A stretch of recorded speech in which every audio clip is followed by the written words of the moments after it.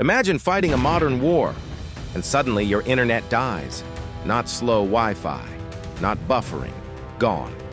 Maps freeze. Drone feeds vanish. Orders stop mid-sentence. Your unit commander is shouting into a radio that sounds like it was built during the Cold War. Welcome to the battlefield, the moment Russia lost access to Starlink. And for hundreds of thousands of Russian troops scattered across Ukraine, that wasn't just inconvenient. It was catastrophic. Because in modern warfare, bullets may win firefights, but bandwidth wins wars. Now here's where things get interesting. At first glance, Ukraine's recent moves in the southeast look like a classic counteroffensive. Armored vehicles pushing forward, assault troops reclaiming villages, Russian infiltrators being flushed out of gray zones. Simple, right? Wrong. Because this isn't about grabbing land. It's about turning Russia's communication collapse into a battlefield trap. And to understand how we got here, we need to rewind to late January, when one attack changed the tempo of the war. A Russian drone strike hit a civilian passenger train in northeastern Ukraine. Not a military convoy, not a weapons depot, a train. The strike killed civilians and triggered international outrage. Ukrainian President Volodymyr Zelensky condemned it as terrorism, and the story rippled across global media. But while headlines focused on the tragedy, something else happened behind the scenes. Soon after, reports emerged that Elon Musk directed SpaceX to clamp down on Russian use of Starlink satellite internet.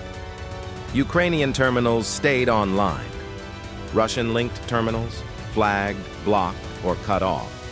And just like that, a digital switch flipped, and entire Russian units went partially blind.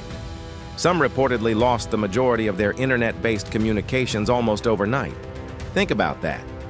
Modern Russian frontline tactics had quietly grown dependent on Starlink terminals, often unofficially acquired, to coordinate drones, share reconnaissance, and maintain command links where traditional military comms failed.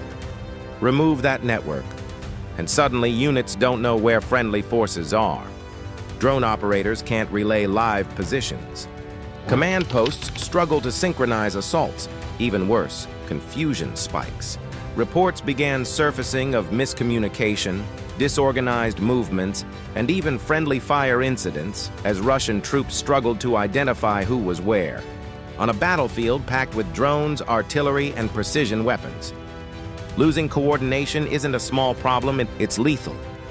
Now here's the twist most casual observers miss. Ukraine didn't respond with a giant Hollywood-style offensive, no dramatic armored thunder run. Instead, Ukrainian forces began something far more methodical and far more dangerous for Russia. Small, targeted pushes.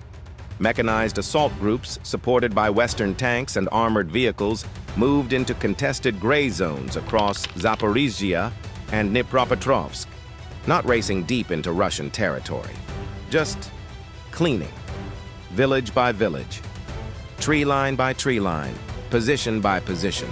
Russian infiltrators who once relied on Starlink navigation and coordination suddenly found themselves isolated, cut off from reliable command, cut off from drone overwatch, cut off from reinforcements that may or may not even know their location anymore.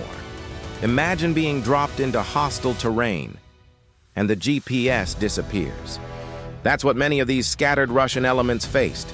Ukrainian search and strike teams began locating and eliminating these pockets one after another, reclaiming settlements and erasing the so-called gray zones Russia had used to stretch Ukrainian defenses. But here's the key insight. Reclaiming those villages wasn't the real objective. It was preparation. Because Ukraine learned a brutal lesson earlier in the war, especially after the fall of Avdiivka, that territory means nothing if it isn't fortified properly. Back then, insufficient defensive depth allowed Russian forces to keep pushing forward even after costly battles. Ukraine isn't making that mistake again. This time, every reclaimed strip of land becomes something else entirely. A construction site, trenches, anti-tank obstacles, minefields, drone observation posts. layered defensive nodes designed to funnel attackers into carefully prepared kill zones. In other words, Ukraine isn't just fighting today's battles, it's shaping tomorrow's battlefield. And that's where the Starlink cutoff becomes truly strategic. Because if Russia launches another major offensive, something analysts expect later this year, those advancing troops won't just face Ukrainian resistance. They'll face fortified ground, built during the exact window when their coordination was weakest. And the math here is brutal. Russia may have manpower, but manpower without coordination becomes something else entirely. Targets. And that raises the biggest question of all. Is Ukraine trying to win territory? Or is it deliberately setting the stage for Russia to lose tens of thousands more soldiers trying to take it back? Because if that's the strategy, then what we're watching right now isn't a counterattack. It's battlefield engineering. And if you enjoyed this one, hit subscribe and join the military man as we keep you up to date with the happenings in Ukraine front line. And thanks for watching.